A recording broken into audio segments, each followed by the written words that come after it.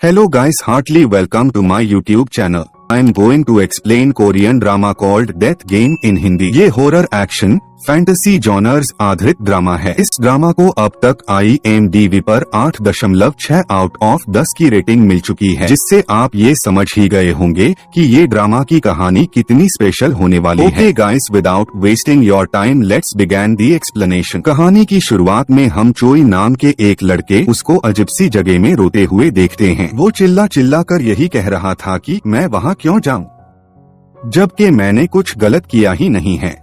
तभी एक लड़की जो डेथ होती है, डेथ उससे गोली लगते ही वो लड़का आसमान से धरती की तरफ गिरने लगता है, लेकिन रास्ते में ही वो जिंदा हो जाता है। अब हमें 7 साल पहले का सीन दिखाया जाता है, जहां हम चोई को अपनी गर्लफ्रेंड जीसू से बात करते हुए जॉब के लिए इंटरव्यू देने के लिए जाते हुए देखते हैं। लेकिन तभी एक आदमी उसके सामने आत्महत्या कर लेता है। चोई उसे बचाने की कोशिश करता है, लेकिन वो वहीं पर मर जाता है, जिससे कि चोई बहुत घबरा जाता है। फिर जब वो इंटरव्यू के लिए जाता है, लेकिन उसका ध्यान इंटरव्यूअर के सवालों की जगह उसी आदमी पर था, जिस वजह से वो इंटरव्यूअर के किसी भी सवालों का जवाब ठीक से नहीं दे पाता, इसीलिए उसे जॉब नहीं मिलती है। चोई ग्रेजुएट होने के बाद भी बेरोजगार था, लेकिन अपना खर्चा पानी चलाने के लिए कभी ड्राइवर तो कभी डिलीवरी बॉय का काम करने लगता है। इसी तरह 7 साल बीत जाते हैं। फिर एक दिन उसे कंपनी से जॉब के लिए कॉल आता है। चोई अच्छे से प्रिपेयर होकर इंटरव्यू देने के लिए चला जाता है। इस बार चोई का इंटरव्यू एक बहुत बड़े कंपनी में था और आज उसका इंटरव्यू बहुत अच्छा जाता है। फिर जैसे ही वो इंटरव्यू देकर बाहर आता है, उसे उसके दोस्त यही का कॉल आता है, जो उसे बताता है कि तुमने हायोन के जी स्कीम में पैसा लगाया था, वो एक फ्रॉड था, उसने हमें स्कैम किया और हमारे पैसे लेकर भाग गया। यह सुनते ही चोई भागते हुए अपने दोस्त त्याहुन की घर पहुंच जाता है, लेकिन उसके घर के बाहर लॉक लगा हुआ था। चोई पागल हो जाता है, क्योंकि उसने अपनी 7 साल की सेविंग हायोन की उस स्कीम में इन्वेस्ट कर रखी थी। जब वो अपने घर जाने लगता है, तो वो रास्ते में अपनी गर्लफ्रेंडली जीसू को किसी और के कार से उतरते हुए देखता है। कार के जाने के बाद चोई जीसू के पास जाता है, लेकिन वो उससे कुछ नहीं कहता और वापस जाने लगता है। मगर जीसू उसे रोक लेती है और उसे पैसों से भरा एक एनवेलॉप देती है, क्योंकि उसे पता था कि चोई जॉब इंटरव्यू की वजह से कोई पार्ट टाइम जॉब नहीं कर रहा है। जीसू अक्सर अपने बॉयफ्रेंड को पैसे देकर उसकी हेल्प क्या करती थी, लेकिन उसके पैसे वापस दे देता है और उससे पूछता है कि क्या वो तुम्हारा नया बॉयफ्रेंड था। जीसू कहती है कि नहीं, वो मेरा बॉयफ्रेंड नहीं था। जिस पर चोई कहता है कि आखिर मेरी वजह से तुम कब तक इस तरह से रहोगी, मैं तुम्हारे लायक नहीं हूँ जीसू, तुम मुझसे भी अच्छा डिजर्व करती हो। चोई रोते हुए उसे गुड बाय बोलकर वहाँ से चला जाता है। फिर जब वो अपने घर पहुँचता है, तो देखता है कि उसके घर के सहारा सामान खुले में पड़ा है और बारिश भी हो रही थी। घर के दरवाजे पर एक नोट चिपका हुआ था, जिसमें लिखा था कि तुमने कई महीनों से रेंट नहीं दिया, इसीलिए मैंने ये घर किसी और को रेंट पर दे दिया है। अब तुम अपना सामान लेकर यहाँ से चले जाओ। लेकिन बारिश हो रही थी, जिसमें चोई के घर का सारा सामान भीग रहा था। इसी तरह सुबह हो जाती है। सुबह उसे उस कंपनी से मैसेज आता है, जहाँ वो कल इंटरव्यू के लिए गया था, लेकिन वो इंटरव्यू में फेल हो चुका था, जिसके बाद चोई बहुत रोता है। उसने अपने पैसे खो दिए, उसे जॉब नहीं मिली और उसकी गर्लफ्रेंड से भी अलग हुआ था। अब उसके पास खोने के लिए कुछ नहीं बचा था, इसीलिए वो खुद को लूजर मानकर एक ऊंची बिल्डिंग के ऊपर चला जाता है और वहां से कूद जाता है। लेकिन जैसे उसके यहाँ खुलती है, वो खुद को एक प्राइवेट जेट में पाता है। उसका चेहरा भी बदल गया था और उसके सामने एक लड़की बैठी थी, वो डेथ थी। उसे कहती है कि तुम मर चुके हो। चोई उससे पूछता है कि तुम कौन हो, जिस पर वो अपने आँखों से चश्मा हटाती है, तो चोई को उसके आँखों के अंदर कुछ विजुअल दिखाई देने लगती है, जहाँ डेथ उसे उठाकर नरक के ज़ॉम्बीज़ के बीच में फेंक देती है, जो उसे खा लेते हैं। लेकिन ये तो बस एक सपना था, जो कि डेथ चोई को अपने आँखों में दिखा रही थी। चोई बहुत घबरा जाता है। इसके बाद डेथ उससे कहती है कि तुमने भगवान की बनाई सबसे खूबसूरत चीज को नष्ट किया है, इसीलिए मैं तुम्हें बार बार 12 लोगों के शरीर में जिंदा करूंगी और 12 अलग अलग तरीके से मार कर सजा दूंगी, ताकि तुम्हें ये पता चले कि मौत कितना तकलीफ देता है। फिर वो उससे ये भी बताती है कि अगर तुमने अपने मौत को चकमा दे दिया, तो तुम उसी के शरीर के साथ अपनी बाकी की जिंदगी बिता सकते हो। लेकिन चुई कहता है, मैं जिंदा रहना नहीं चाहता हूँ, मेरी जिंदगी नरक से भी बदतर है। अगर डेथ वहाँ से गायब हो जाती है। इसके बाद चोई उस प्लेन में घूमने लगता है और सोचता है कि वो जिसके शरीर में है वो आदमी कितना अमीर है। तभी उसके सामने एक चमकता हुआ चीज आता है और चोई के दिमाग में घुस जाता है, जिससे उसे उस आदमी के बारे में सब पता चल जाता है। वो जिसके शरीर में था उसका नाम पार्क था और वो उस कंपनी के सीईओ का बेटा था जहां वो इंटरव्यू देने के लिए गया था। जिसके बाद वो सोचता है कि जिस कंपनी में वो काम करना चाहता था अब वो उस कंपनी का मालिक बनकर रहेगा। लेकिन तभी उस प्लेन के इंजन में आग लग जाती है और प्लेन तेजी से नीचे की तरफ गिरने लगता है। इंजन में आग लगने से चोई भी बुरी तरह जलकर मर जाता है और जैसे उसके आंख खुलती है वो एक बहुत ही अजीब सी जगह पर पहुंच जाता है। तभी डेथ उसके सामने आती है। डेथ उसके सामने अपने गन में बुलेट भरने लगते हैं और वो पूछता है तुम्हारे पास गन क्यों है, इससे तो लोग मरते हैं। जिस पर वो कहती है कि मेरे लिए इससे आत्महत्या करने वाले लोग जिंदा होते हैं। फिर चोई पूछता है कि अगर मैं 12 में से किसी एक भी शरीर में जिंदा नहीं रह पाया तो फिर मेरे साथ क्या होगा। डेथ कहती है कि अगर ऐसा हुआ तो तुम नर्क में जाओगे। चोई पूछता है कि वो कहाँ है, जिस पर डेथ उसे लेकर नर्क का नजारा दिखाने पहुँच जाती है, जहाँ की चीखें और आग को देखकर चोई समझ जाता है कि उसने सुसाइड करके कितनी बड़ी गलती की है। अपनी जान की भीख मांगने लगता है और कहता है कि तुम मुझे माफ कर दो, अगर मुझे ये सब पता होता तो मैं कभी भी खुदकुशी नहीं करता। डेथ कहती है कि अब पता चला ना कि नरक किसे कहते हैं और तकलीफ जिंदगी देती है या मौत।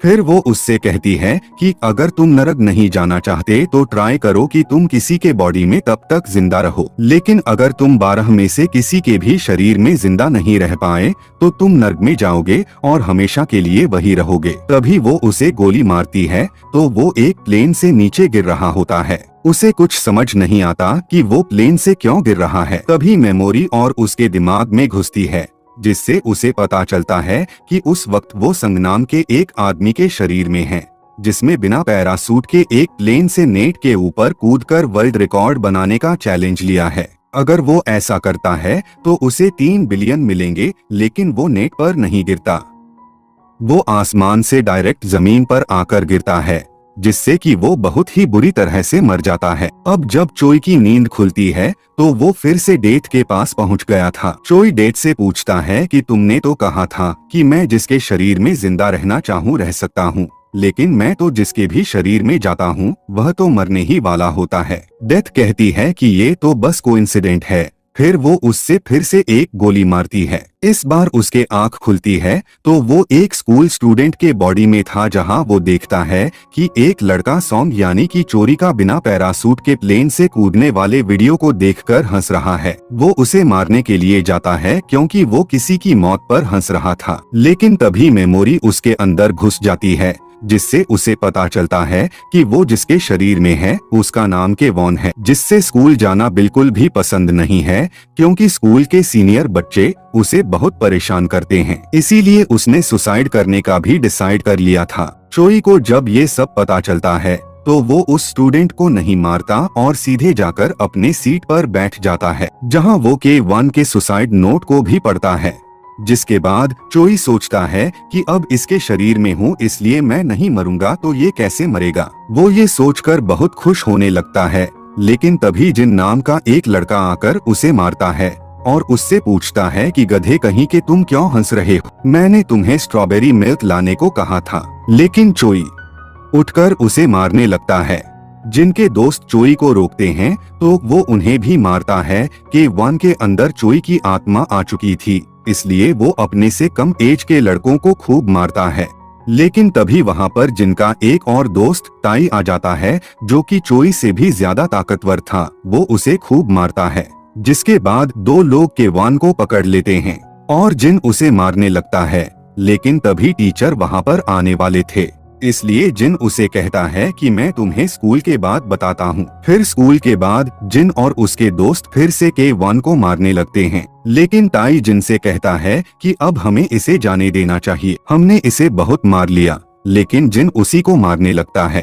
तभी वहाँ जिनकी गर्लफ्रेंड उसे बुलवाने आती है तो वो केवान को छोड़कर चला जाता है।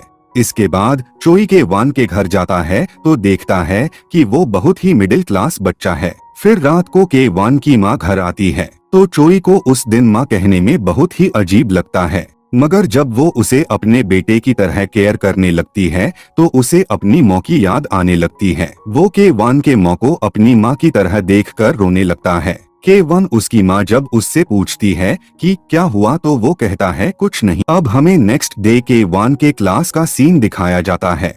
जब ताई बाथरूम जाता है तो चोई उसके पीछे जाता है और उससे कहता है कि तुम जिनसे ज्यादा ताकतवर हो, लेकिन फिर भी उसके आगे पीछे चमचे की तरह घूमते रहते हो और वो तुम्हें मारता भी है। ताई कहता है क्या तुम मुझसे मार खाना चाहते हो? चोई कहता है कि नहीं, तुम उससे बड़े और ज्यादा ताकतवर हो, लेकिन फिर भी वो तुम्हें हर वक्त मारता रहता है। तभी जिन वहां आ जाता है और उन दोनों से पूछता है कि तुम दोनों यहाँ क्या कर रहे हो।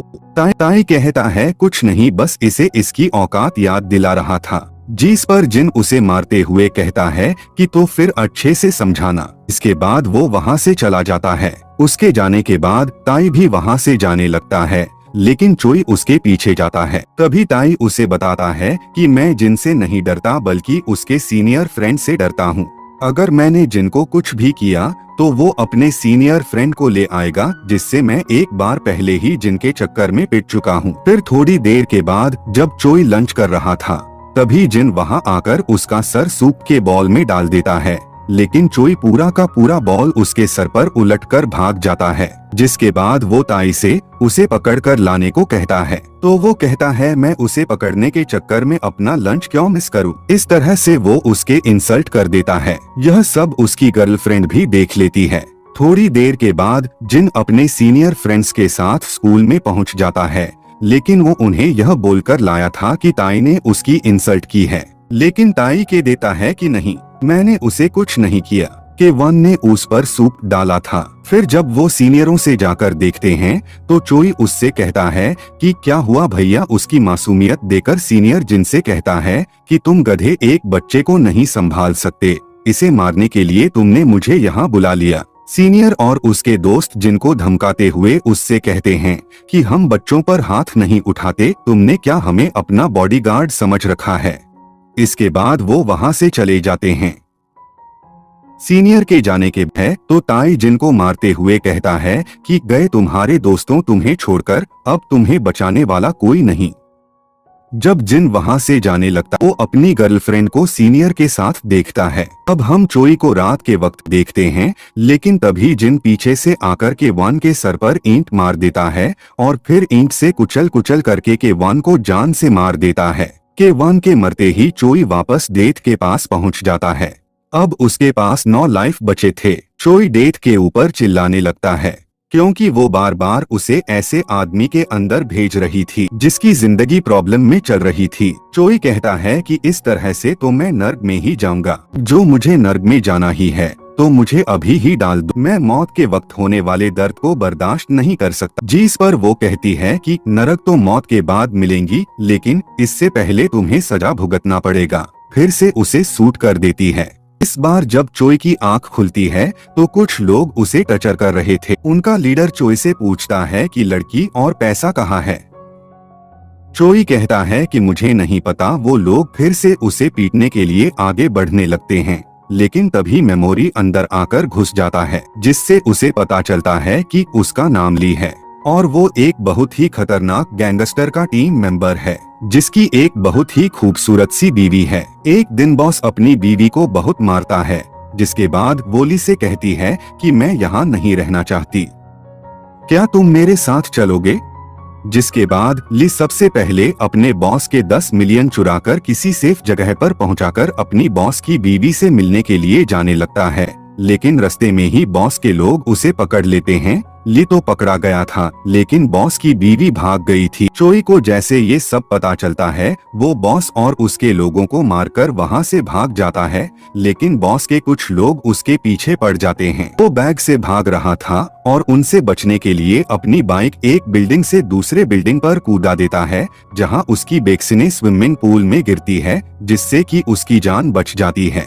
वहां से निकलकर लियाने की चोई सीधे अपने बॉस के बीवी से मिलने के लिए पहुंच जाता है, जहां उसकी बॉस की बीवी से देखते ही गले लगा लेती है फिर वो उससे पूछती है कि तुमने पैसा कहाँ रखा है, लेकिन चोई उसे जैसे ही पैसे के बारे में बताता है वो उसे गोली मार देती है। मरने के बाद दोबारा वो डेथ के पास पहुंच जाता है। डेथ उस पर खूब हंसती है, उससे पूछता है कि उस लड़की ने मुझे क्यों मारा। बताती है कि उसने तुम्हें पैसों के लिए इस्तेमाल किया, लेकिन चोई भी हंसने लगता है क्योंकि उसने उसे पैसों का सही जगह नहीं बताया था। इसके बाद डेथ उसे फिर से गोली मारकर दूसरे आदमी के अंदर जिंदा कर देती है। इस बार वो जेल में उठता है। चोई को अभी तक मेमोरी नहीं मिला था, इसलिए वो सभी चीजों से अनजान था। वहाँ पर जिन भी उसका रूममेट होता है, जिससे के वान के मारने के जुर्म में जेल हो गई थी। जिन ने पूरे जेल में यह खबर फैला रखी थी कि वो एक बहुत ही खतरनाक साइकोपाथ किलर है और उसने बहुत सारे लोगों को मारा है। उसके रूममेट उससे बहुत डरते थे, लेकिन चोई उसे देखते ही मारने लगता है। वो उसे बहुत मारता है, जिसके बाद उसके रूममेट उसे पकड़ लेते हैं और बताते हैं कि ये तुम्हें जान से मार देगा। तभी चोई का मेमोरी और भी मिलता है, जिसे उसे पता चलता है कि वो जिसके शरीर में है उसका नाम सिंह है। सिंह अपनी माँ का लोन चुकाने के लिए एक अमीर आदमी की जगह जेल चला आया था, जिसने एक लड़की को अपने कार से टक्कर मार दिया था, जिसके बाद उसकी जान चली गई थी। अपने बदले सिंह को जेल भेजकर वो अमीर आदमी सैंग के माँ को ढेर सारा पैसा देता है, लेकिन इस सिंह उस आदमी को ब्लैकमेल कर रहा था कि वो उसे 1 बिलियन और दे, नहीं तो वो पुलिस को बता देगा कि उसने उसे पैसे दिए थे, जबकि असली गुनहगार वो है। प्रेजेंट टाइम में चोई जिनको मार रहा था और सभी को बताता है कि ये कोई साइकोपाथ किलर विलर नहीं है। ये लूजर एक छोटे बच्चे को मारकर यहाँ आया। उसके मुंह से अपनी असलियत सुनकर जीन उसके आगे हाथ जोड़कर माफी मांगने लगता है। फिर रात को जब चोई सो जाता है तो जिन उसे मारने के लिए चाकू तेज करने लगता है, लेकिन चोई से पकड़ लेता है।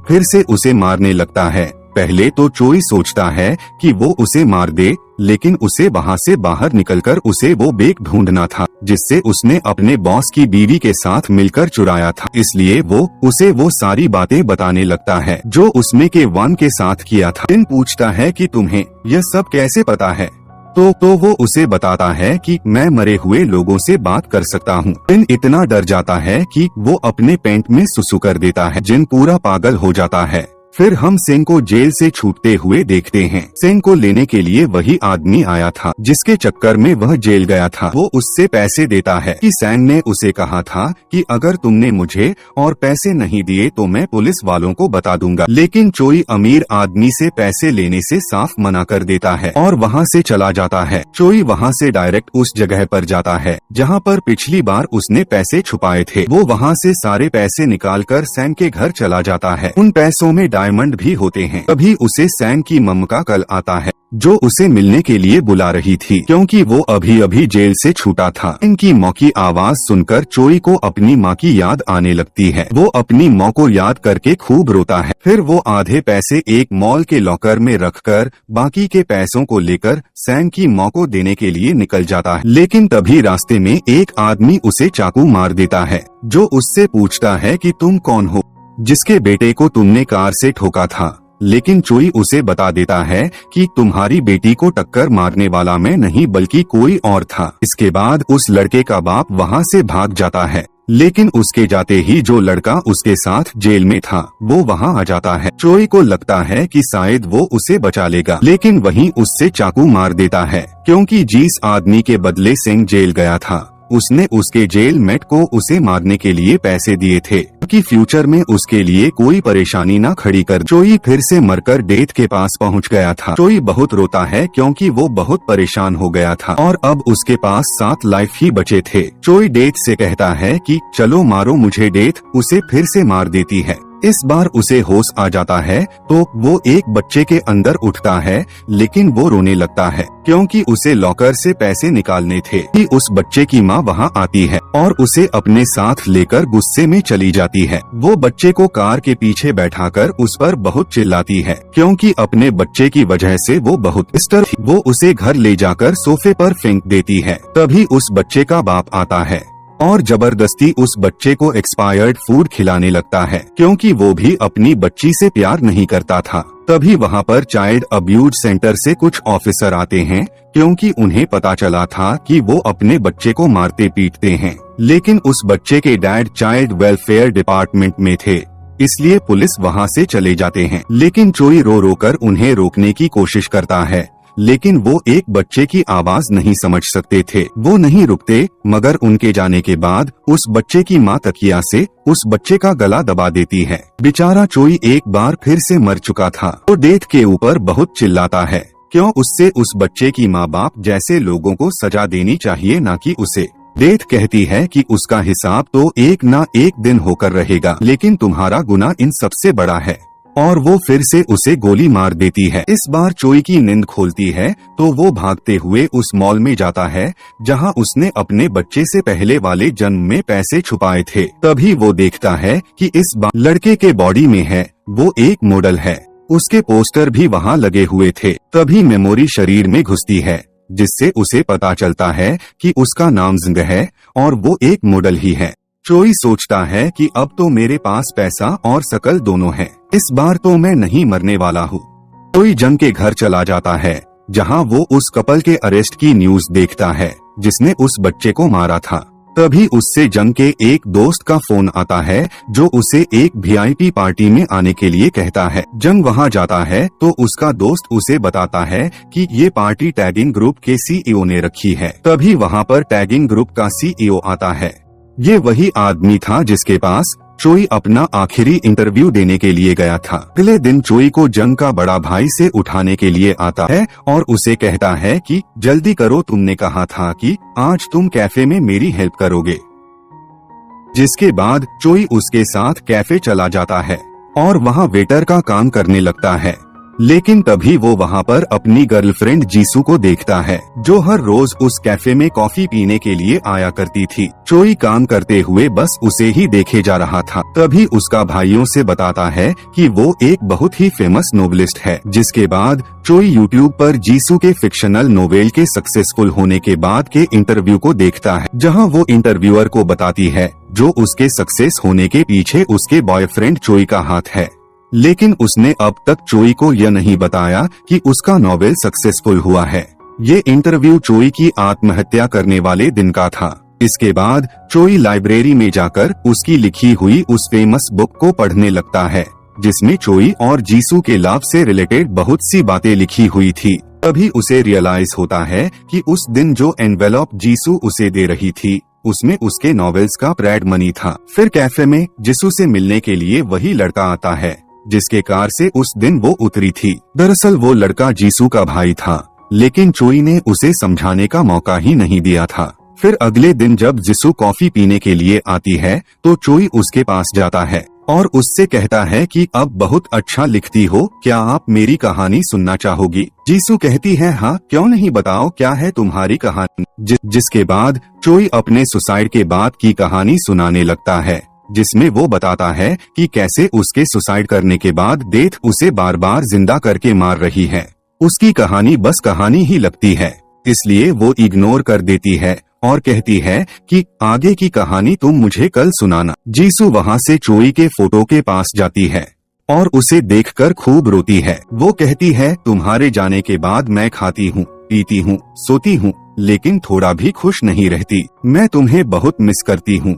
चोई भी दूर से खड़ा होकर उसे देख रहा है। उसके जाने के बाद चोई अपनी फोटो के पास जाता है तो वहाँ पर उसकी मॉं भी थी, जो चोई की फोटो को साफ कर रही थी। इसके बाद चोई की मॉं बाथरूम में जाकर चोई का नाम लेकर खूब रोती है। ये सब देखकर चोई भी खूब रोता है और अफसोस करता है कि आखिर उसने ऐसा क्यों किया। अगले दिन चोई चुपके से पैसों का बैग ले जाकर अपने मॉं के घर में रख देता है। फिर जब वो कैफे में जाता है तो वो जीसू से कहता है कि आगे की कहानी मैं तुम्हें बाहर चलते हुए सुनाता हूँ। चोई सड़क पर जाते हुए हर स्पेशल मोमेंट जीसू को बताने लगता है, जिससे उन दोनों के अलावा कोई नहीं जानता था। जीसू ये सब सुनकर रोने लगती है और उससे पूछती है कि तुम्हें ये सब कैसे पता। जिस पर चोई अब सच बता देता है कि मैं ही चोई हूँ। जीसू को कुछ भी समझ नहीं आता और चोई उसे आई लव यू कहने वाला होता है, लेकिन तभी एक कार आकर उन दोनों को टक्कर मार देती है। तभी हम देखते हैं कि ये कार ये टैगिंग कंपनी के CEO की है और उन दोनों के मौके पर ही मौत हो जाती है। फिर जब यह खुलती है तो वो फिर से डेथ के पास पहुंच गया था। वो बहुत रोता है अब उसके पास बस 6 लाइफ बचे थे, लेकिन उसकी गर्लफ्रेंड मर चुकी थी, जो शायद अब उसे कयामत के दिन ही मिलने वाली थी। दोस्तों, कैसे लगा अब तक की कहानी? इस ड्रामा की आगे की जो कहानी है वो बहुत ही इंटरेस्टिंग है। इस वीडियो का नेक्स्ट पार्ट बिल्कुल भी मिस मत करना। नेक्स्ट पार्ट देखने के लिए जल्दी से इस चैनल और वीडियो को लाइक, शेयर, सब्सक्राइब कर दें। मिलते हैं नेक्स्ट पार्ट में।